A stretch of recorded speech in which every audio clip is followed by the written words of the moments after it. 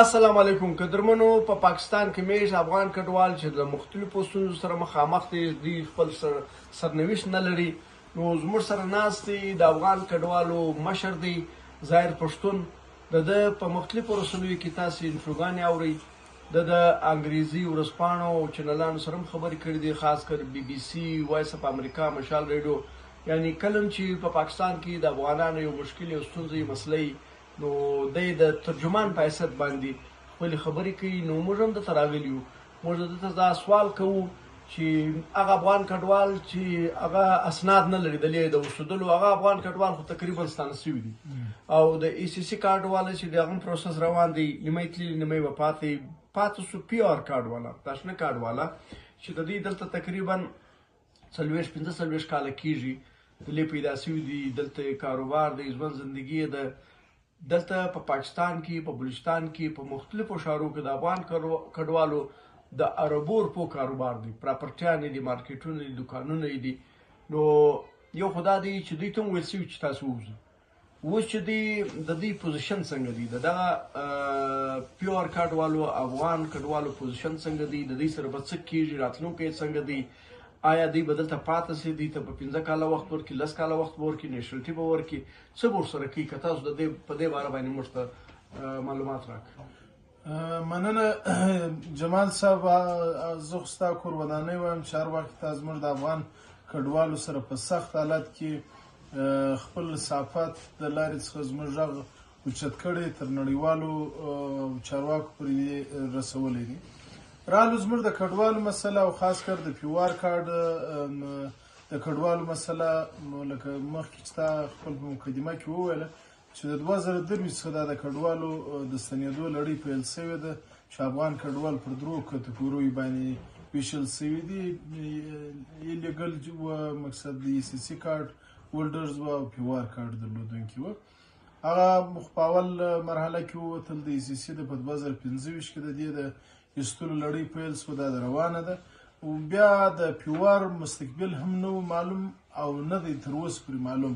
خو یوه خبره دا ده چې کوم زموږ د افغان کډوالو د پی آر کارډ خبره د وزارت داخله د خوا څخه د جون د میاشتې 10 اخرینی ډیډلاین ښودل سوی، خو بیا د پاکستان د سفران د وزارت د وزیر ښاغلي امیر مقام صاحب په مشرۍ باندې یوه ناسته وسوه چې په هغه کې د پاکستان ټولو وزارتونو استازي شامل وه، چې په هغه کې د ټیم غوښتنه وسوه چې هغه مختلف وړاندیزونه ورته وسوه، چې د 3 میاشتې 6 میاشتې وړاندیزونه وسوه. خو د یونیسیار او زموږ د افغانستان د اسلامي امارت د خوا څخه او زموږ د افغان کډوالو د استازو د خوا څخه د حکومت پاکستان څخه دا وړاندیز سوی دی او هم کېږي چې دلته افغان کډوالو د تیرو 4 لسیزو اته د 50 کاله کېږي، یعنې 15 لسیزې کېږي داسې افغان کډوال دي چې په پاکستان کې اوسېږي، هغه دغه د پی آر کارډ درلودونکي دي. نو د دغو ایستل داسې په 15 میاشتې یا 3 میاشتې یا په کال باندې د 40 کالو ژوند زندګي راټولول، دا خپله یو غټ بحران رامنځته کوي، هم انساني دغه بحران رامنځته کوي، هم مالي. نو زموږ غوښتنه د حکومت پاکستان او څخه دا وه او ده چې 40 کاله مسلسل تاسې زموږ د افغان کډوالو میزباني کړې ده، موږ ته خپل په غېږ کې ځای راکړی دی. بیا خاص کر د دې سیمې د پښتنو، بلوڅو، سندیانو، پنجابیانو زموږ د افغان کډوالو سره خپل په کلي ګاونډ کې پوسولې دغه ورکړی دی، په غېږ کې ځای ورکړی دی، خپل هستي ورسره شریکه کړې ده. نو دا خو هغه د دوی ښېګڼې دي چې زموږ سره یې کړي دي. خو اوس مین خبره دا ده چې زموږ افغان کډوال دا وخت په ډېر غټ ټینشن کې اخته دي. دا اوس د 20 جون موږ توقع دا وه چې د یونیسیار به د پاکستان د حکومت سره زموږ د مستقبل دپاره او دارنګه زموږ د افغانستان اسلامي امارت زموږ د مستقبل دپاره هغه موږ هدف دا نه دی چې موږ دلته دې پاتې سو، موږ بس دلته ناست یو. موږ وایو زموږ کوم دلته مشکلات چې دي، که هغه د کاروباري لیول باندې دي چې اوس دا وخت په غټو ښارو کې زموږ د افغانانو جایدادونه دي، پراپرټیانې دي، کاروبارونه یې دي، حتی مارکیټونه یې دي، ځایونه یې دي. یو د دې خلکو مستقبل به څه وي؟ آیا که ایستل کېږي د دوی جایدادونه به څه کېږي؟ د دوی کاروبارونه، د دوی د کوم بزنس چې دی تجارت هغه به مستقبل بید سوي. دویم دا وخت که زه یوازې د بلوچستان د صوبې خبره وکړم، د بلوچستان ټول زراعت چې دی هغه د افغان کډوالو په لاس کې دی. که هرې ضلع ته ورسې باغوان هم افغان کډوال دی، زمیندار هم افغان کډوال دی، ټیکهدار هم افغان کډوال دی، مزدور هم افغان کډوال دی. دغه چې کوم د دوی باغونه دي، د دوی کیتیانې دي، د دوی زمینداري ده، دا ځینې په ګل کې، ځینې حاصل اخیستل شوي د ځینو مختلف فصلونه د کال د فصلو مطابق د دوی حاصل دی. آیا دا به څه کوي؟ دویمه خبره بیا دا، درېیمه خبره دا ده چې یونیسار زموږ سره یو کومک کوي، د نن څخه نه کوي چې د 15 کاله دپاره کوي، د 10 کاله دپاره کوي، چې افغان کډوال دلته دوی ته کارډونه ورکړل شوي وو یا دوی ته د راشن کارټونه ورکړل شوي، په هغه مورد کې چې په افغان کډوال وطن ته تللی دوی ته به مرات ورکول کېدل. $315 د 2025 د اپریل تر 9 نیټې پورې ورکول کېدل، مګر پر 10 نیټې باندې چې هېڅ افغان کډوال نه دی خبر پوس ولې دا $315 پر $15 ولګېدل. ولې ولګېدل؟ ولې کم سوله؟ یونیسار چارواکي موږ، زه خپله ورغلی یم، زما سره د کمپو مشران را سره وو، د یونیسار د بلوچستان د څانګې کوم مشر چې دی د چیف سره او د دوی د سټاف سره کښېنستلو چې دا ولې کم سولو. دوی وایي زموږ سره بودیجه کمه ده. یوازې موږ نه، بلکې په اسلام آباد کې زموږ استازي ورسره کښېنستلي دي، په خیبر پښتونخوا کې ورسره کښېنستلي دي. دا خپل فریاد یې ټولو ته وړي. دوی وایي بجټ کم دی. موږ ته سوال دا دی چې تا بجټ پر 9 د اپریل باندې وو، پر 10 د اپریل ولې ختم شو؟ $315 او پر 15 دې ولې ودرول؟ بیا بله خبره دا ده، زموږ $315 غوښتنه نه وه، زموږ د $1000 غوښتنه وه، او ده هغه په وجه د څه شي په وجه دا دی چې عراق کې کوم د عراق خلک کډوال شوه، کله چې هغه په عراق ته بیرته را انتقالېدل، د هغو د پی نفر پر سر باندې $1000 هر عراقي وګړي ته ورکوله، همدغه یونیسار ورکول.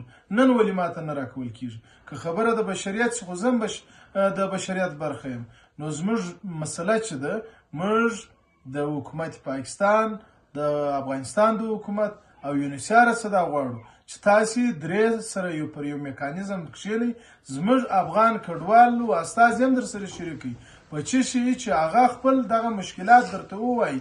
که زما مشکل په کور دننه کې وي، زه ستنېږم، خپل وطن ته ځم، هلته زما کوم مشکلات دي، زما څه ارزو ده په انساني، اسلامي او بشري قوانینو په رڼا کې، او که دلته زما کوم مشکلات دي، هغه خو باید راته حل سي. 4-5 دا وخت په پاکستان کې رسمي د یونیسار سره کمپونه د افغان کډوالو دي، هغه یوه ډبه اوبه دا اوس هم په کمپونو کې په 100 روپۍ رانیسي، د هغو اوس هم ژوند د 20 صدۍ دی، د هغه 20 اوس دا د 20مه صدۍ دی، د ډبرې د دور دی.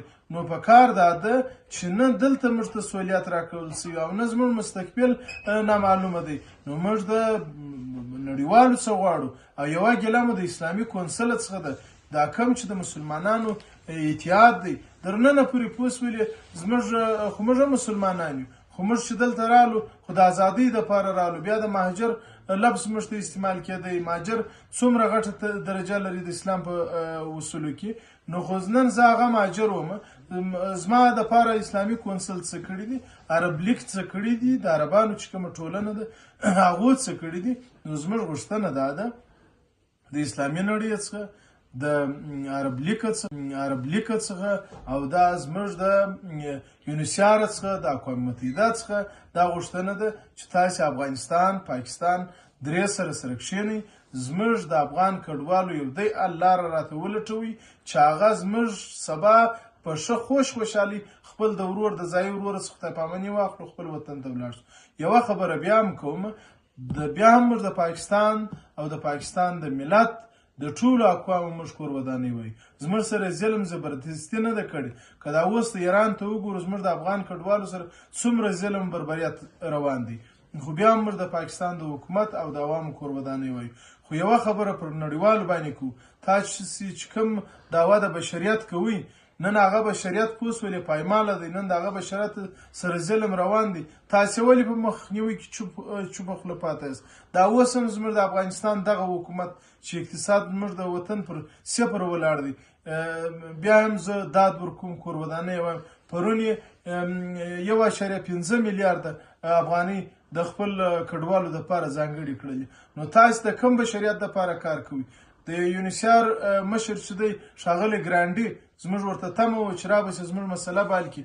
دی د سوریې د کډوالو دپاره سوریې ته راځي په روژه کې په اپریل میاشت کې وبخښئ په مارچ میاشت کې دی راځي هلته د پر نړیوالو غږ کوي چې د سوریې د کډوالو دپاره بسپنه یا امداد یو غوښتنه یې کوله.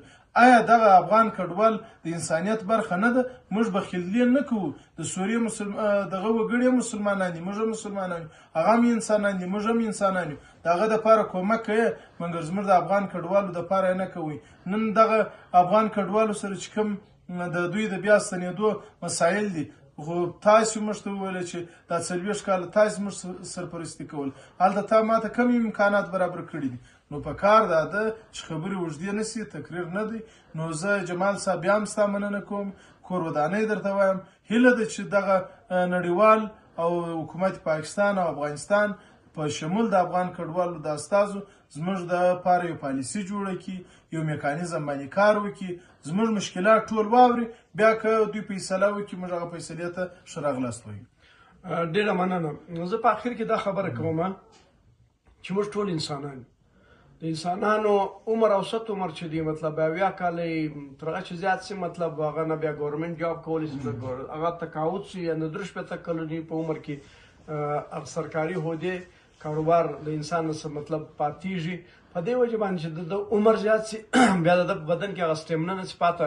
نو زه وایم اوس هم چې کوم خلک فیصلې کوي د انسانیت لپاره په هره طریقه چې کې پالیسیانې جوړوي د دنیا او د جهان د انسانانو د اوسېدلو د انسانانو د راتلونکو، نو دا خلک د پام وکړي چې دوی 50 کاله 60 کاله عمر تېر شوی دی، 15 کاله عمر به نور وي، دوی دې فیصلې وکړي چې دا دنیا بقا ومومي، د انسانانو مابین کې مینه او محبت راسي، دوی د فیصلو سره د یو کورنۍ ژوند تباه نه سي، د یو ماشوم راتلونکی تباه نه سي. دا وخت د افغان کډوالو چې څونه آبادي ده، که په پاکستان کې دی که په ایران کې د دې راتلونکی، د دې د ماشومان راتلونکی دا له تباهي او بربادي سره مخامخ دی. ولې؟ ماحول بدلیږي، ژبې بدلیږي، ایجوکیشن سیستم نصاب بدلیږي، رویه بدلیږي. نو دوی ټول زندگی د لې تېره کړې، د لې پاتې سوي، د لې لوی سوي په دا ماحول کې زندگی تېره کړې. ته یو دم هغه نوي ماحول ته چې داسې بیا سره یو ځای کېږي یا هماهنګي پیدا کوي، په دې کې ډېر وخت لګېږي.